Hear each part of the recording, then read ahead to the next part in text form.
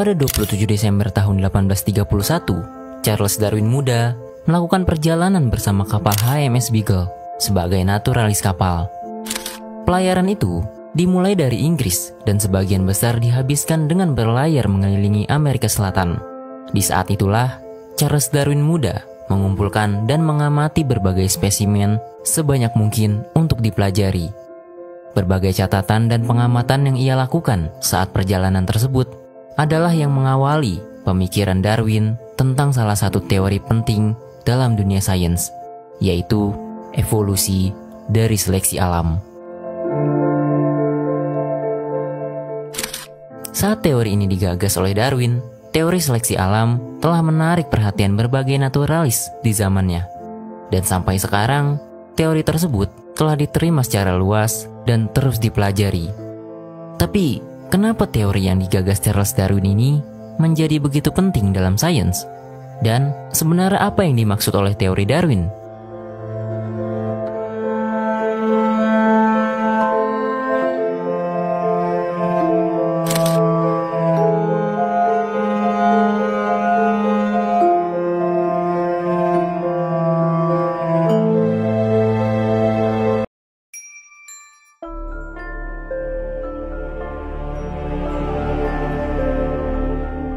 Charles Robert Darwin atau dikenal dengan Charles Darwin lahir 12 Februari 1809 di Inggris.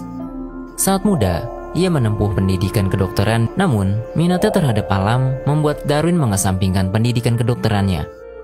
Pada tahun 1831, ia berangkat berlayar bersama kapal HMS Beagle. Perjalanan ini sebenarnya bertujuan untuk mensurvei garis pantai guna membuat peta yang lebih baik. Perjalanan yang berlangsung selama 5 tahun itu memberi Charles Darwin kesempatan untuk mengumpulkan dan mengamati berbagai tumbuhan, hewan, hingga fosil, dan juga melakukan pengamatan geologi, karena Charles Darwin juga merupakan ahli geologi. Saat Darwin mengamati dan membandingkan berbagai fosil yang memiliki kemiripan dengan spesies modern, contohnya kukang raksasa, armadillo raksasa, dan kapibara raksasa, ia mulai berpikir bagaimana kalau sebenarnya makhluk-makhluk itu tidak secara kebetulan mirip dengan spesies modern, melainkan ada hubungannya dengan spesies modern. Kemudian, saat sampai di Kepulauan Galapagos, ia memperhatikan sebuah hal yang menarik untuknya. Contohnya, saat ia memperhatikan burung finch. Darwin melihat burung di pulau tersebut mirip dengan burung finch di daratan, namun masing-masing menunjukkan karakteristik tertentu yang membantu mereka mengumpulkan makanan dengan lebih mudah sesuai habitatnya, memperlihatkan suatu organisme telah dimodifikasi khusus agar cocok dengan lingkungannya. Singkat cerita, saat Darwin selesai dari pelayarannya, ia tidak semerta-merta langsung menerbitkan gagasannya, melainkan ia mencoba mengumpulkan bukti-bukti terlebih dahulu. Selama lebih dari 20 tahun, Darwin membaca berbagai tulisan dari berbagai naturalis, serta melakukan serangkaian penelitian untuk menyempurnakan teorinya. Charles Darwin membaca esai karya Thomas Robert Malthus berjudul Principle of Population, di mana Malthus beranggapan yang pada intinya seiring bertambahnya populasi manusia, maka peningkatan jumlah tersebut akan melebihi jumlah makanan yang tersedia, dan itu akan menyebabkan perjuangan untuk bertahan hidup. Tulisan ini adalah salah satu pengaruh besar untuk Darwin membangun teori seleksi alamnya. Ia juga melakukan berbagai eksperimen. Salah satu yang cukup menjadi perhatian adalah eksperimennya terhadap merpati untuk mengetahui bagaimana varietas-varietas muncul. Namun, sementara itu, ternyata ada naturalis lain yang memiliki pandangan yang sama dengan Darwin. Ia adalah Alfred Russel Wallace. Mungkin kita tidak asing dengan nama tersebut. Ia adalah orang yang mengusulkan sebuah batas geografi hewan di Nusantara yang kita kenal dengan garis Wallace. Perlu diketahui, kedua orang itu merupakan yang pertama menggagas tentang evolusi dari seleksi alam. Tapi, apa kini nama Darwin yang lebih dikenal? Pada tahun 1858, Wallace mengirim surat ke Darwin yang menyatakan gagasan yang sama tentang seleksi alam. Di tahun yang sama, Darwin dan Wallace kemudian bersama-sama menerbitkan makalah ilmiahnya dan dipresentasikan di Linnean Society of London. Hingga kemudian, di tahun berikutnya, Darwin menjabarkan teorinya secara rinci lewat bukunya yang berjudul The Origin of Species by Means of Natural Selection di tahun 1859. Disinilah Darwin menjelaskan konsepnya tentang evolusi dari seleksi alam. Seketika, bukunya sangat laris di pasaran dan menjadi ramai diperbincangkan beriringan dengan kontroversinya. Menjadi awal dari mencuatnya nama Charles Darwin. Namanya pun mengalahkan nama Alfred Wallace yang juga memiliki pandangan yang sama tentang seleksi alam. Namun, Wallace tidak cemburu dan tidak membenci Darwin. Wallace juga ikut membaca tulisan Darwin dan menjadi penggemarnya. Ia justru fokus pada penelitiannya untuk mencari tahu cara kerja evolusi dan memulai perjalanannya ke Amerika Selatan dan Asia Tenggara.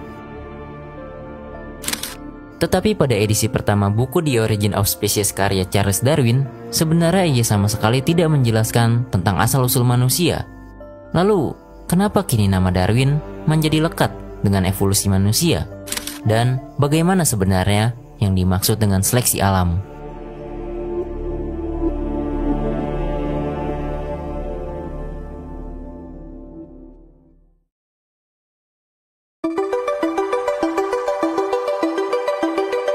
Di sini kita akan menjabarkan teori seleksi alam sesederhana dan semudah mungkin untuk dimengerti. Saat Darwin melakukan perjalanan bersama HMS Beagle, ia melihat bagaimana makhluk hidup memiliki karakteristik yang sesuai dengan lingkungannya. Tapi, kenapa? Tulisan yang sangat menginspirasi Darwin, yaitu esai karya Thomas Robert Malthus berjudul Principle of Population, memberikan Darwin pemahaman kunci, di mana organisme sebenarnya saling bersaing untuk merebutkan sumber daya dan hanya mereka yang paling cocok dengan lingkunganlah yang akan bertahan. Dalam kata lain, adalah yang paling beradaptasi. Sementara mereka yang tidak mampu beradaptasi akan tersingkirkan, memberikan kesan seolah alamlah yang menyeleksi mereka. Itulah kenapa ia menamainya seleksi alam.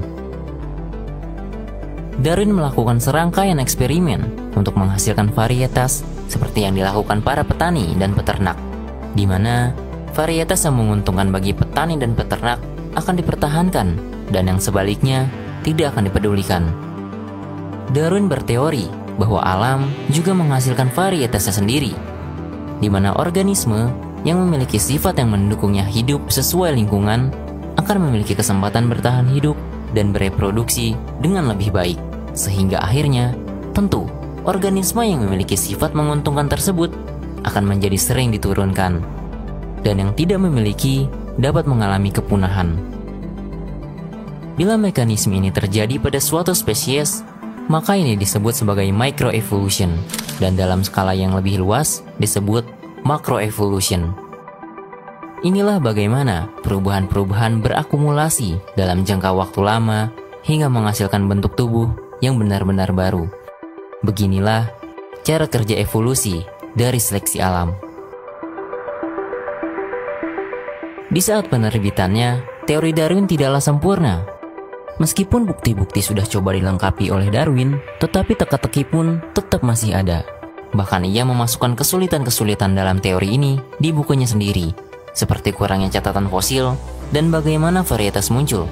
Bagaimana hal itu diwarisi dari generasi ke generasi. Tentu, kita sudah menemukan jawaban-jawaban itu di zaman sekarang, tetapi di masa Darwin hidup, ia tidak memilikinya. Sejak awal Darwin menggagas teorinya, ia telah berusaha mengumpulkan berbagai bukti terlebih dahulu. Dan semakin kesini, teorinya semakin didukung oleh begitu banyak bukti yang terus bermunculan, yang justru semakin memperkuat teori tersebut. Dengan kemajuan bidang genetika dan paleontologi dalam sains, akhirnya menjawab pertanyaan yang dulu Charles Darwin belum temukan jawabannya. Teori seleksi alam mendapat perhatian hingga menjadi salah satu landasan dalam teori evolusi modern. Banyak kesalahpahaman tentang teori evolusi Darwin dalam pandangan orang awam, bahwa Charles Darwin lah yang pertama kali memiliki pandangan tentang evolusi. Kata evolusi memang baru digunakan dalam istilah biologis baru sekitar abad ke-17. Tetapi, gagasan bahwa makhluk hidup berubah atau berevolusi seiring berjalannya waktu sebenarnya sudah ada sejak zaman Yunani kuno oleh para filsuf di zaman itu, meskipun gagasan itu belum bersifat ilmiah. Yang Charles Darwin dan Alfred Wallace usulkan adalah teori bagaimana makhluk hidup berevolusi, yaitu melalui proses seleksi alam. Jadi, yang Darwin dan Wallace gagas adalah mekanisme evolusinya.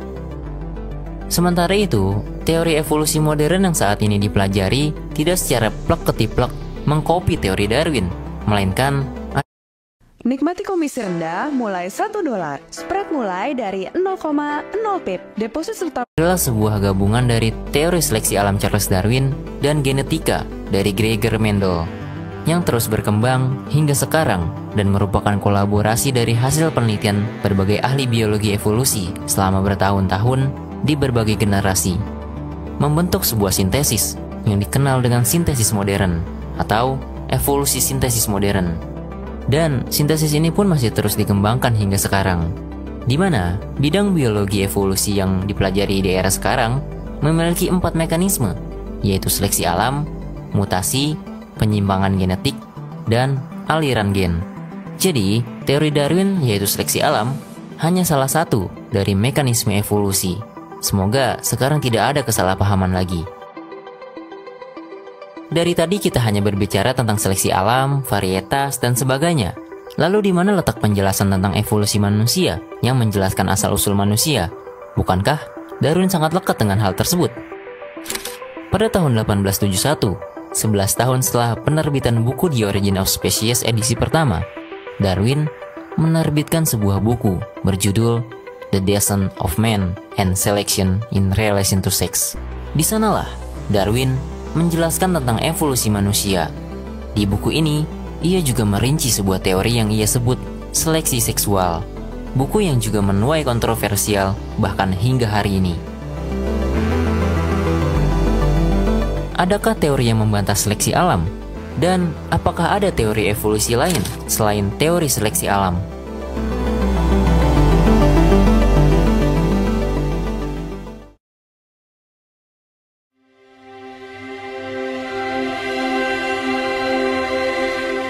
Dalam pengertian ilmiah, istilah teori memiliki definisi yang berbeda dengan penggunaan sehari-hari. Dalam bahasa sehari-hari, teori bisa merujuk pada dugaan, opini, atau spekulasi yang tidak harus didasarkan pada fakta dan tidak perlu dibingkai untuk membuat prediksi yang dapat diuji. Tetapi, dalam hal ilmiah, teori terbentuk dari hipotesis yang telah diuji berulang kali terhadap bukti dan tentu melalui metodologi ilmiah. Jadi, tidak asal-asalan. Teori seleksi alam telah diuji berulang kali oleh berbagai bukti, sehingga teori tersebut diakui menjadi salah satu mekanisme di dalam evolusi. Dan sampai saat ini, belum ada teori alternatif yang cukup untuk dapat membantahnya dan menggantikan kedudukannya terhadap evolusi. Seperti yang dijelaskan sebelumnya, bahwa gagasan makhluk hidup berubah atau berevolusi seiring berjalannya waktu sebenarnya sudah ada sejak zaman Yunani kuno oleh para filsuf saat itu. Berbagai gagasan seperti skala alam dari Aristoteles, Al-Jahiz dalam bukunya Al-Haywan, hingga Lamarckisme yang mengacu pada Lamarck juga memiliki gagasan evolusi, walaupun mungkin konsep dan mekanismenya berbeda-beda.